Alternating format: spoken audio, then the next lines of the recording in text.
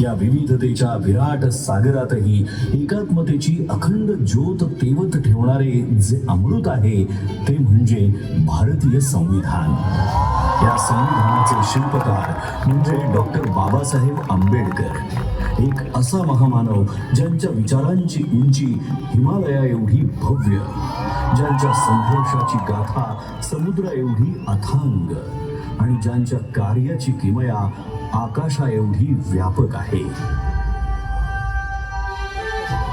संविधानाच्या प्रत्येक ओळीतून उलगडणारी डॉक्टर बाबासाहेब आंबेडकर यांची दूरदृष्टी ही केवळ कायद्यांच्या चौकटीपुरती मर्यादित नाही, तर ती एका आदर्श समाज रचनेची जिवंत प्रतिमा आहे. न्याय, स्वातंत्र्य, समता आणि बंधुत्व या मूल्यांच्या आधारावर त्यांनी असा भारत घडवण्याचा ध्यास घेतला जिथे प्रत्येक नागरिकाला आपलं अस्तित्व अभिमानाने जगता येईल. त्यांनी केवळ संविधानाची रचना केली नाही, तर एक असा भारत निर्माण केला जो प्रगत, न्यायप्रिय आणि समताधिष्ठित असेल आणि जिथे आधुनिक भारताची बीजे पेरली जातील. ज्या महामानवाने देशाच्या उज्ज्वल भविष्याची भक्कम पायाभरणी केली त्या डॉक्टर बाबासाहेब आंबेडकर यांचं बालपण मात्र अत्यंत कठीण, वेदनांनी आणि अपमानाने भरलेलं होतं. अस्पृश्यतेच्या काळोख्या सावटाखाली त्यांना शाळेत वेगळं बसवलं जाई. पाण्याच्या एका थेंबासाठीही त्यांना वंचित ठेवलं जाई. परंतु या सगळ्या अन्यायाच्या जखमांमध्येही त्यांच्या अंतःकरणात परिवर्तनाची तेजस्वी ज्वाला धगधगत होती.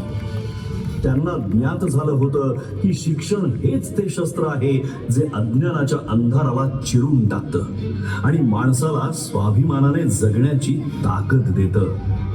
या जिद्दीच्या जोरावर ज्ञानाचा अखंड प्रवास सुरू झाला. मुंबईच्या शाळांपासून ते कोलंबिया युनिव्हर्सिटी, ग्रेज इन आणि लंडन स्कूल ऑफ इकॉनॉमिक्स या जागतिक दर्जाच्या संस्थांपर्यंत त्यांनी डबल डॉक्टरेट आणि बॅरिस्टर ॲट लॉ या उच्चतम पदव्या संपादन करून ज्ञानाच्या आकाशाला गवसणी घातली. त्या काळात इतक्या उच्च शिक्षणाची किमया साधणारे ते एकमेव भारतीय ठरले.